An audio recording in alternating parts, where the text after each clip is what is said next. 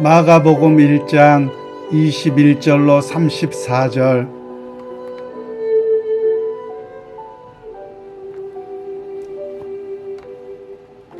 그들이 가버나움에 들어가니라.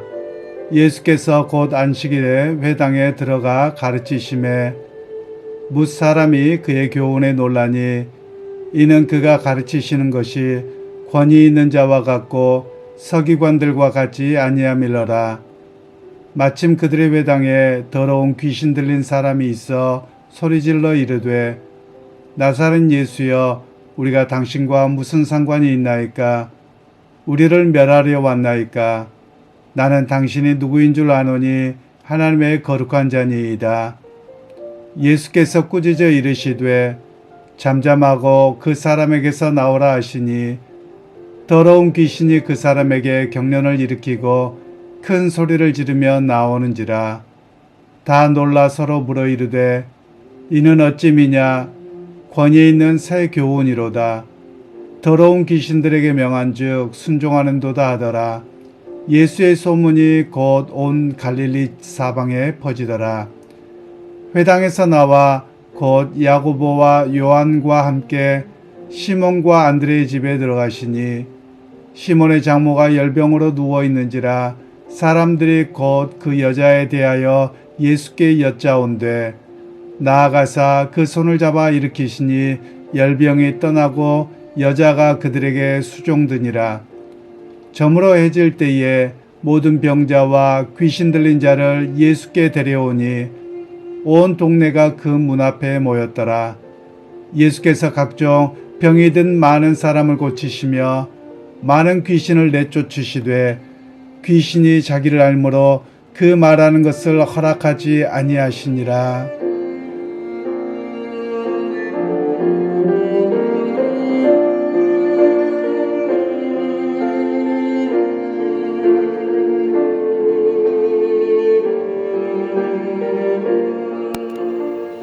오늘 말씀은 주님의 역사가 일어나는 곳이라는 제목으로 말씀을 나누겠습니다.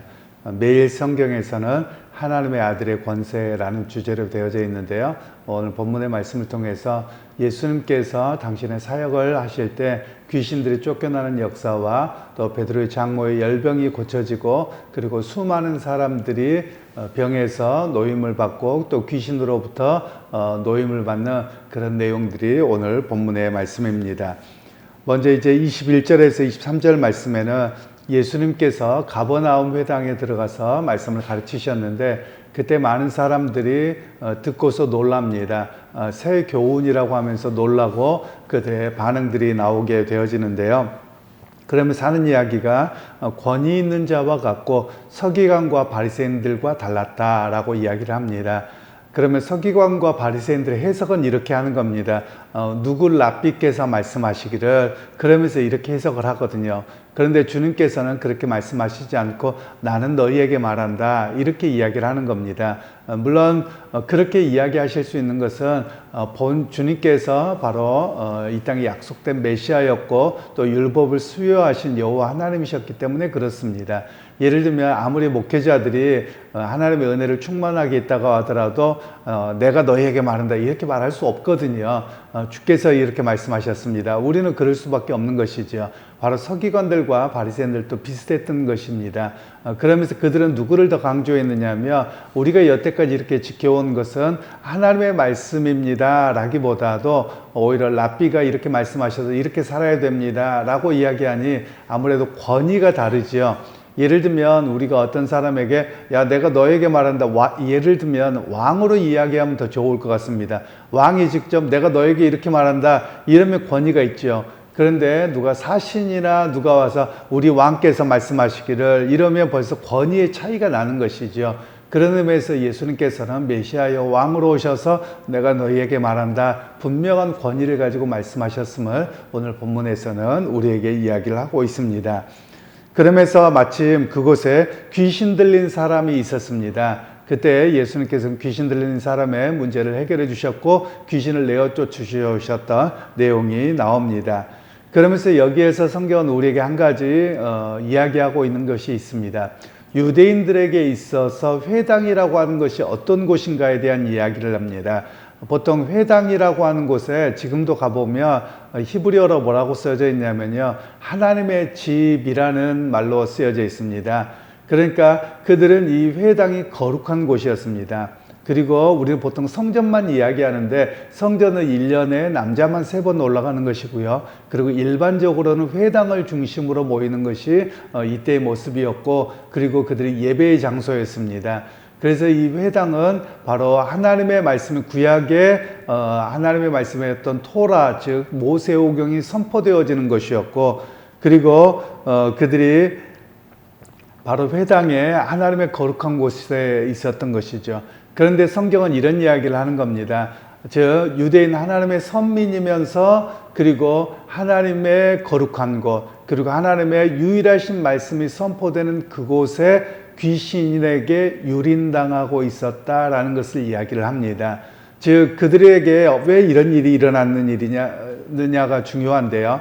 분명히 하나님의 말씀이 있고, 그리고 하나님의 거룩한 집이고 하나님의 백성들이 있다면 오히려 귀신의 역사가 나타나지 않아야 되는데, 그런 역사가 나타나는 아이러니를 오늘 성경에서는 보여주고 있습니다. 그런 의미에서 하나님에 대한 참다운 지식과 순종이 없다면 바로 그것이 아무리 제도적으로 종교적으로 완벽한 구조를 가지고 있다고 하더라도 귀신의 역사에 그대로 무방비 상태가 되더라라는 것을 이야기합니다. 오늘날 우리 교회도 마찬가지입니다.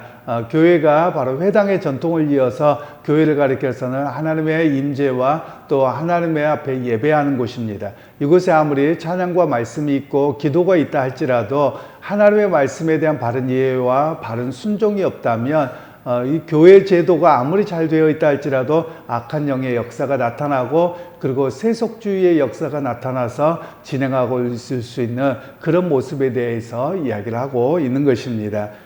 그리고 이제 24절에서 28절 말씀에는 귀신이 나사렛 예수여 우리와 무슨 상관이 있나이까 라고 이야기를 하고 있습니다. 그러면서 우리를 멸하러 오셨습니까? 우리는 당신이 누구인 줄 압니다 라고 이야기를 하고 있죠.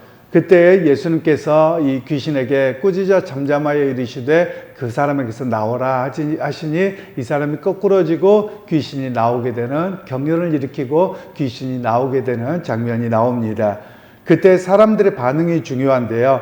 사람들은 어찌미냐 권위 있는 새 교훈이로다 라고 말씀하고 있죠. 여기에서 말씀하고 있는 것은 예수님께서는 귀신의 역사를 제어하셨습니다. 이 말씀은 단순하게 우리가 이야기하는 축기 사역, 귀신 쫓아냈다 이걸로 멈추는 것이 아니고요.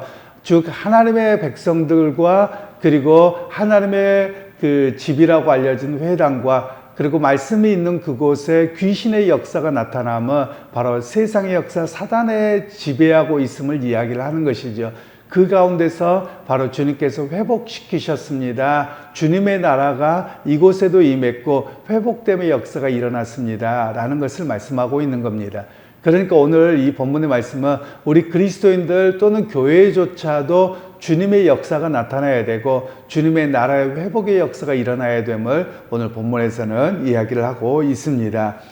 그러면서 오늘 사람들은 어떻느냐, 예수님의 가르침과 축기 사역만 보고 감탄만 할 뿐입니다. 오히려 그 일을 통해서 하나님의 나라가 어떻게 확장되고 있느냐를 말씀하고 있는 것이거든요. 그러니까 성경에서는 계속 우리가 주의 깊게 볼 필요가 있습니다. 어떤 예수님께서 말씀을 전하셨던 현상, 사람들의 반응, 또는 병자들 고치셨고 귀신 들린 사건만을 보면 안 됩니다. 예수님께서 말씀하고 계셨던 것은 말씀의 선포가 있었고요. 그 말씀의 선포에 능력이 나타난 겁니다. 그럼 그 말씀의 능력이 무엇이냐? 하나님 나라였습니다. 하나님 나라는 이와 같다라고 말씀하셨는데 그 하나님 나라의 나타남이 무엇이냐? 결국 귀신의 나라를 쫓아내고 귀신의 역사를 쫓아내고 능력이 나타남이 바로 하나님의 나타남이다 라는 것을 오늘 본문에서 이야기하고 있습니다. 그리고 이제 29절로 31절 말씀에는 시몬의 장모가 열병으로 고생하고 있는데 예수님께서 그의 손을 잡아서 일으켜 주셨습니다. 그랬더니 시몬의 장모가 그들을 섬겼던 내용이 오늘 본문의 이야기가 나옵니다. 그런데 오늘 이날이 안식일이었던 것인데요. 안식일에 대한 이해를 우리에게 좀 바르게 갖도록 합니다. 안식일은 이 서기관들은 치유 사역을 금지했습니다. 그런데 예수님께서는 이 열병에 걸린 시몬의 장모를 고쳐주셨고 또 귀신 들린 사람에게서 귀신을 내쫓아 주셨음을 오늘 성경은 이야기를 하고 있습니다.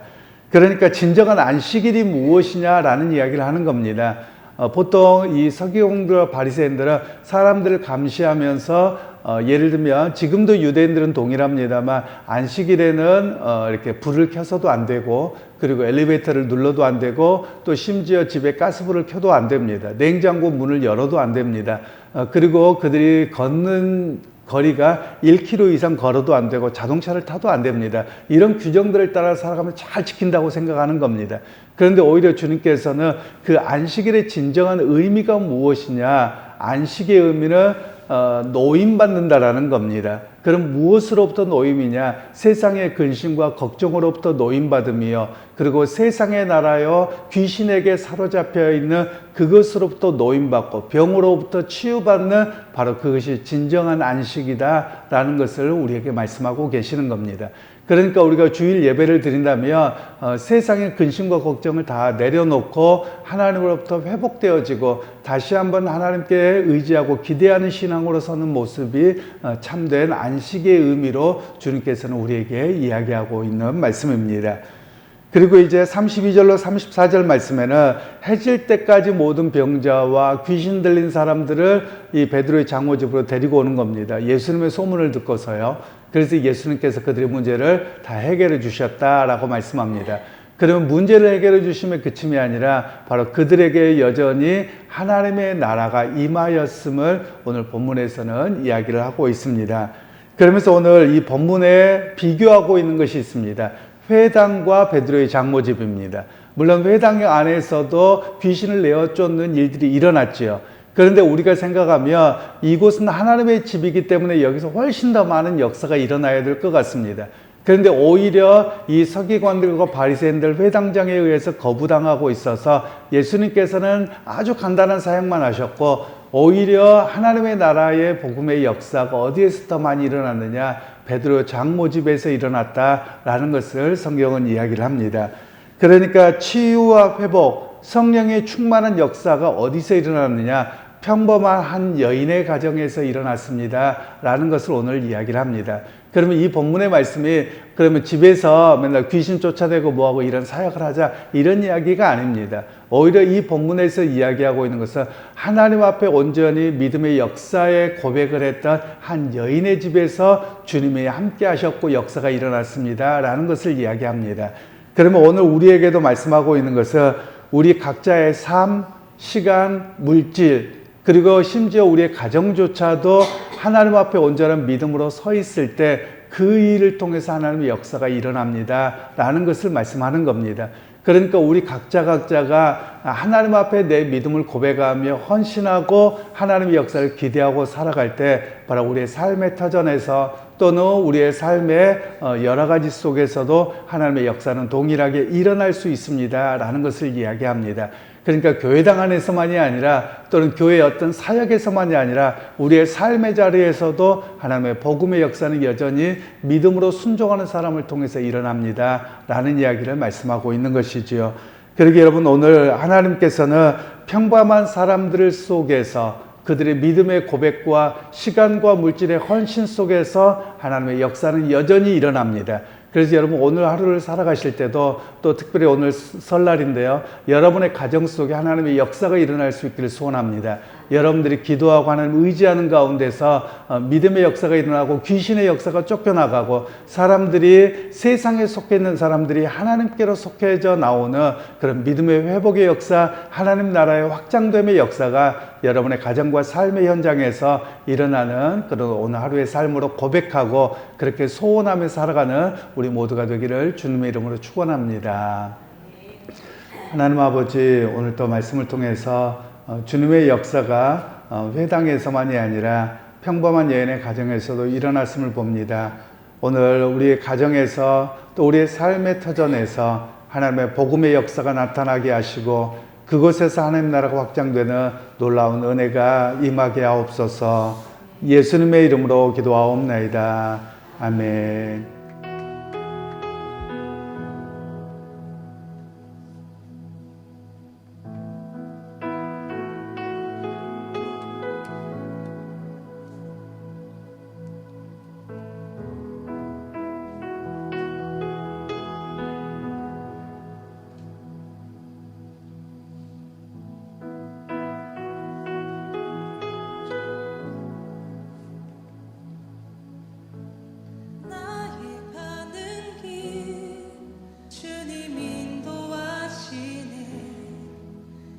보이지 않아도 나